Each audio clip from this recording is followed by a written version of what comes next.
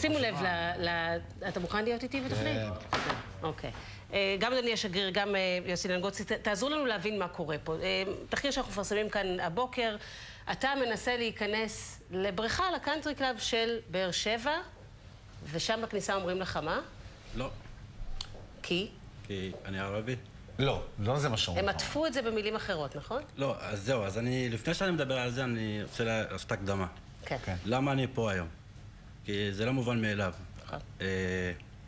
לצערי, בתקופה האחרונה, הגזענות או האפליה, איך שאתם מגדירים אותה, הולכת ומשתוללת בתוך החברה הישראלית. בוא נקרא לזה גזענות, כי זה... גזענות, אני מעדיף לקרוא לזה גזענות שיותר יגע לאנשים בלב. והתקשורת והממשלה וכולם מדברים על זה בגדר תופעה. אני טוען שזה כבר חלק מהתרבות. נכון. הפכה להיות נורמה בתוך החברה, ואנשים לא מדברים על זה.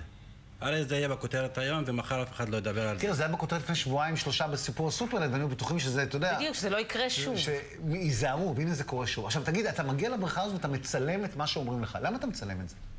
למה אני מצלם על זה? כי אני הרגשתי כעס. הרי אני באתי להיכנס לבריכה. כי ידעת שזה מה שיגידו לך? לא, לא ידעתי. אז למה לא, צילמת? הוא חזר שוב אחרי שאמרו לו... אמרו לך את זה, חזרת שוב, ואז צילמת. כן, כן. אני יכול ברשותך להראות את הקטע המלא? אז אנחנו מראים קודם כל מה קורה לך כשאתה מגיע לבריכה. הנה הסיבה, אומרים לך למה אתה לא יכול להיכנס. בבקשה. הולך הביתה. אני אומר לך בוודאות. אני לא אחד שצועק וכועס וזה. בכלל לא. אני לא כזה בכלל. אבל אני מרגיש... אין לי מושג מה יש. אז הנה, עכשיו את משנה את הדברים שלך, את הגרסה שלך. לא, אני לא משנה את דעתי. אני לא יודעת, אני פחות משנה. אז איך את אומרת שרק באר שבעים בפנים? כי זה הנוהל. אני אמכור רק לבאר שבעים. אז בודקים את כל התוצאות של כל האנשים שנכנסים? אני אומר לך, אני סקפטי, אני לא בטוח, אני לא יודע. אני לא מרגיש טוב עם זה. אני אומר לך. תראה, הבחור הזה שנה שעברה נכנס הרבה פעמים. אני זוכרת אותו טוב מאוד. זו פשוט הנחיה חדשה, כן בחורה. הנחיה חדשה? טוב, תודה רבה לך. בוא נגיד, אתה מורה, נכון? איפה אתה גר בארץ? אני במקור מתמרה, אבל ב-11 שנים האחרונות אני גר בבאר שבע, למדתי באוניברסיטה שם. אז אתה גר בבאר שבע, אז למה ללמוד שאתה לא באר שבע? כי הוא לא שינה את הכתוב. אלה בתודעה עצמה, לא כתוב לא. ואתה מלמד איפה? איפה אתה מורה? בכפר אום בטין, זה כפר לא מוכר ליד עומר. אוקיי. עכשיו, אתה הבאת את הדברים האלה לידיעתנו, ואמרנו, בואו ננסה לבדוק, לא מכניסים אנשים שהם מחוץ לבאר שבע. שלחנו אדם שגר בנתניה. רק בעוונותיו הוא יהודי. הוא יהודי. אז הנה מה שקרה. הוא נכנס כמובן בקלות, ואז הוא מתחיל יום אחרי זה קורה. הנה. כמה זה? 75. 75? לא. יש בעיה עם זה שאני לא מבאר שבע? לא? זה לא מכוון אליך. זה לא מכוון אליי? זאת אומרת. זה לא אוכלוסייה מסוימת. הבאים אין הרבה בדואים כאלה? כן. טוב, תודה רבה. וכמובן הבחור מנתניה נכנס. לא מכחישים ולא מסתירים. עכשיו, אתה יודע, אנחנו מהבוקר כבר מראים קטעים מזה, ואנחנו מפוצצים בתגובות, גם תגובות נורא מכעיסות, אני בטוח שאותך יכעיסו יותר, שאומרים לנו דברים כמו, תנסו אתם להיכנס עם בדואים לבריכה, כאלה דברים כותבים, תראו מה הם עושים לבחורות הישראליות, הם מציקים, הם מתנהגים באלימות. אתה מכיר את התגובות האלה? כי הישראלים האלו כולם, היהודים מתנהגים למופת. אני אגיד לך למה אנשים, אני לא מתפלא שאנשים מגיבים בצורה הזאת. הרי הם מושפעים. הרי הם מושפעים מכל מה שקורה בתוך החברה הישראלית.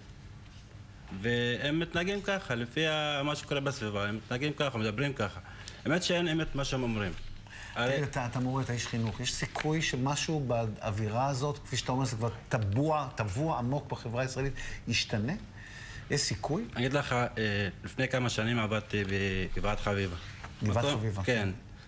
תלמידים יהודים וערבים שם מדברים על איך ליצור חיים משותפים שם.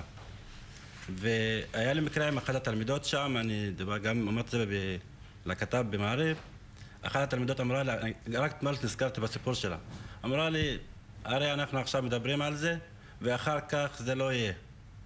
כי הרי הם יוצאים מפה ואנחנו יוצאים מפה וחוזרים לשגרה. כן. ואני נזכר בסיפור שלה, אני באדם אופטימי בטבעי, אני באדם אופטימי, אני רוצה לחיות פה. הרי זה המולדת שלי. כמו שלך ושלו, זה גם שלי פה. ואני, כל מה שרציתי זה להיכנס לבריכה.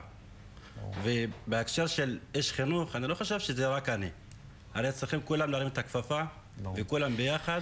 בוא תשמע יחד איתנו את התגובות. כן, השאלה איך משנים את זה. קודם כל, מעיריית באר שבע סרבו להגיב, אמרו שזה לא קשור אליהם, אבל... זה לא ברכה של העירייה. כן, אבל... כן, חבל שראש העיר, שהוא איש מקסים, שהוא כל כך נהדר, כן. לא הגיב לסיפור הזה. טוב, בקאנטרי בבאר שבע מסרו שהוא מאפשר כניסה לכל מי שרכש מנוי שנתי בלי הבדל של צבע, מין ודת, כאשר מדובר בכניסה באמצעות כרטיסים יומיים. הכניסה אפשרית לתושבי באר שבע בלבד, ללא התייחסות למוצאם. ראינו שזה לא נכון. הקופאית שלא אפשרה הכניסה במקרה של להלן עברה על כללי הקאנטרי המפורסמים במפורש בכניסה הראשית למתחם, ולכן נפעל במלוא החומרה כדי שדבר כזה לא יקרה בשנית. אם אתם תפטרו את הקופאית, אני באמת לא יודעת מה אני אעשה בברכה בבאר שבע. כי היא מספרת שמה שזה הנחיות חדשות. ברור. הם מפילים את זה לש"ג, אני לא מאמין. טוב, אנחנו עכשיו צריכים לבדוק, כמובן שלא יפטרו אותה, כי... טוב, לא... ואני רוצה לבקש ממך שתבוא אלינו הרבה.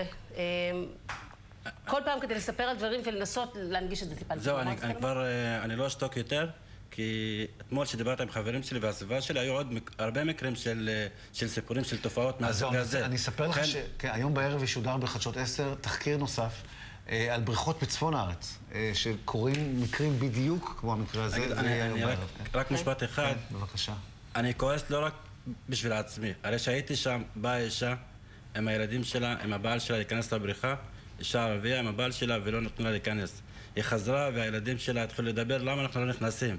ובגלל זה אני באתי לפה גם, כאילו, זה היה... אנחנו נורא מודים לך שבאת. אז אתה תבוא לפה שוב עם עוד סיפורים עד שהם יגמרו, אני מקווה, נצליח לעשות שינוי. תודה רבה לך. אוקיי, אנחנו חייבים לצאת לפרסומות. אולה חרם, שגריר ארצות הברית בישראל.